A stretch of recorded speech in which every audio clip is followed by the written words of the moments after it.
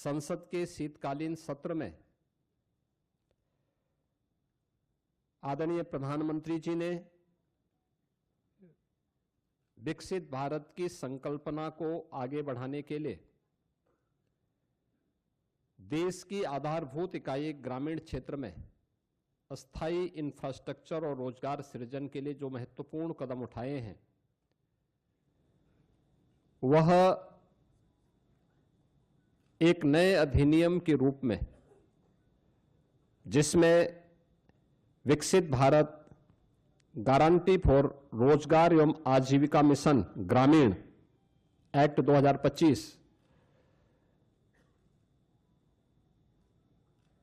इस बात को लेकर के एक महत्वपूर्ण अधिनियम पारित हुआ है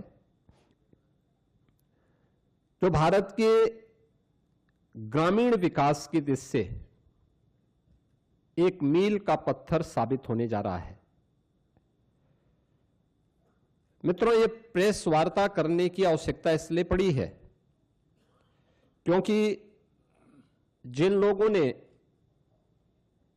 देश के अंदर लंबे समय तक देश के संसाधनों पर डकैती डाली, देश के एक गरीब को भूखों मरने के लिए, देश के नौजवान को पलायन करने के लिए, बेरोजगारी का दंश झेलने के लिए मजबूर कर दिया था,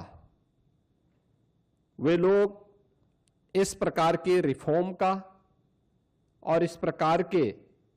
एक पारदर्शी और ग्रामीण भारत के विकास का और विकसित भारत की संकल्पना का समर्थन करेंगे तो कहीं उनकी पोल न खुल जाए, क्योंकि फिर जनता जनार्दन उनसे प्रश्न करेगी कि आखिर तुम्हें भी तो मौका मिला था, तुमने ये क्यों नहीं किया। कांग्रेस और उनका इंडी गठबंधन इस महत्वपूर्ण अधिनियम को लेकर के कई प्रकार के प्रश्न खड़ा कर रहा है।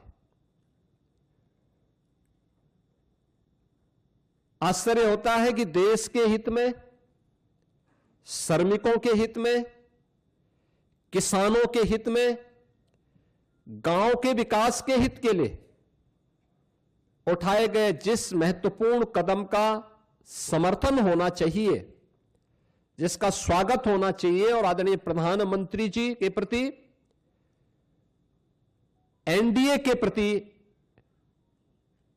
जिस इंडी गठबंधन को आभार व्यक्त करना चाहिए,